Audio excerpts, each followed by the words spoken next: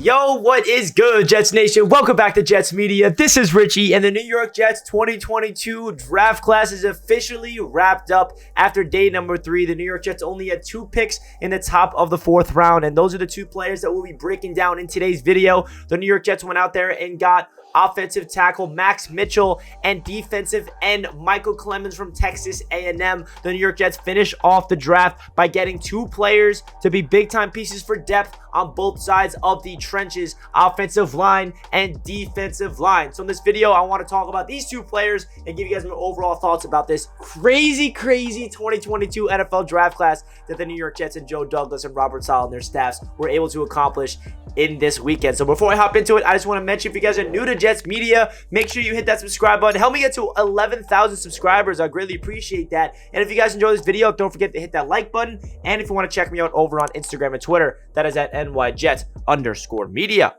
So let's get right into it. As we know, the New York Jets were extremely aggressive in this draft by trading up to get Jermaine Johnson and trading up to get Breece Hall, which allowed the New York Jets to not have a lot of picks in day number 3. We gave up both of our 5th round picks. One of those 5th round picks was packaged to go up and get Jermaine Johnson. The other 5th round pick was packaged to go ahead of the Houston Texans to get Breece Hall, because they knew that Breece Hall was going to be their pick for the Houston Texans. So the only way that Breece Hall was going to be a New York Jet was for Joe Douglas to be aggressive and hop over the Houston Texans and sacrifice a 5th round pick. I'm happy that they did that. So let's get into the day 3 picks for the New York Jets. At pick number 111, let's start off with Max Mitchell, the offensive tackle from Louisiana. Now, this is a player that was the highest graded offensive tackle in college football according to PFF. It was 94.8. He's a versatile offensive lineman that can play left tackle, right tackle. He's even experimenting at guard and even taking some snaps at center, according to Joe Douglas in their press conference after their selections in the day number 3 for the New York Jets. So I knew that the New York Jets were going to come away with an offensive lineman in this draft. I just did not know if it was going to be around 1, 2, 3, or 4. And they get their guy, Max Mitchell, who was at the Senior Bowl. He was not on their Senior Bowl roster, but they definitely got a good up-close perspective of him throughout his practices and, of course, on the day of the Senior Bowl game.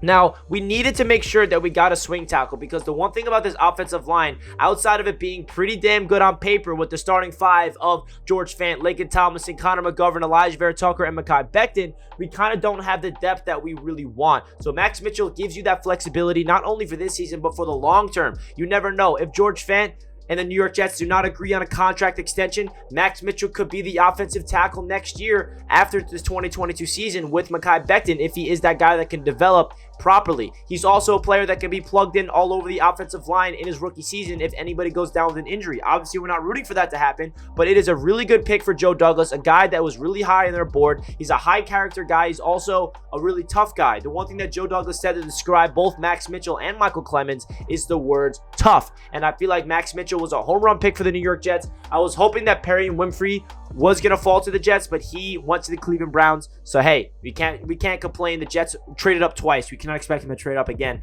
But Max Mitchell's a player that's not a flashy guy. It's not someone that Jets fans should be, celebrating like the Sauce Gardner or the Garrett Wilson or the Jermaine Johnson or even the Breece Hall or even Jeremy Ruckert selections. But for the Jets to get their guy in the offensive line that Joe Douglas feels like is going to be a big piece for the future of this franchise, it's all you can ask. We got to beef up the trenches. Robert Saleh and Joe Douglas have the same vision of making sure that they build this team properly from the inside out, and they get their guy in Max Mitchell to add to the depth and add to the roster with Chuma Edoga and Connor McDermott as the tackles behind George Fant and Mekhi Becton. I love this pick. Absolutely home run for the New York Jets. In my opinion, you cannot go wrong with a guy that was the highest graded PFF offensive tackle in the entire college football last season at 94.8 versatility. Love it.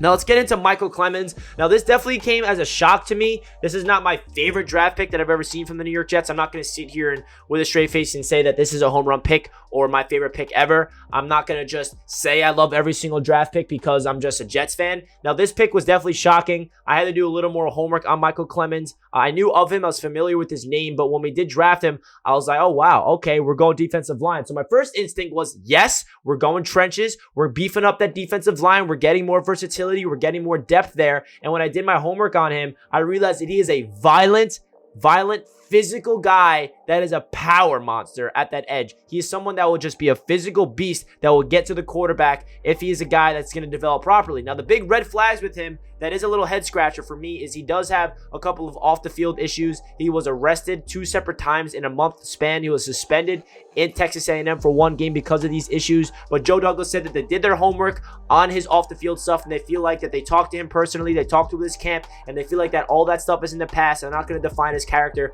based on that type of stuff. So I trust in Joe Douglas and Robert Saleh in getting this guy and not thinking that the off the field stuff is going to be an issue. The one thing also about Michael Clemons that I will say, this has to be Robert Saleh's selection, because it's just a perfect 2 players where Joe Douglas got his guy Max Mitchell, and then Michael Clemons looks like the player that Robert Saleh told Joe Douglas, can you please get me this player because we will unlock his potential. Also, Jeff Ulbrich looked to be extremely happy in the war room when the New York Jets selected Michael Clemons. That tells you that they are adding more versatility and depth to this defensive line. You cannot be upset about that. I know that some Jets fans are really pissed off we did not address the linebacker situation, or we did not address the safety situation. And I understand the linebacker and the safety situation, they're not the greatest. They are the weak links of this roster. But you have to remember that this New York Jets team, it's impossible for them to address every single position in the draft and go out there and make every single position great. If we had every single position being phenomenal, then this New York Jets team should win the AFC East and go to the Super Bowl. It's unrealistic to think that right now, in my opinion, based on where the Jets are at in their rebuild.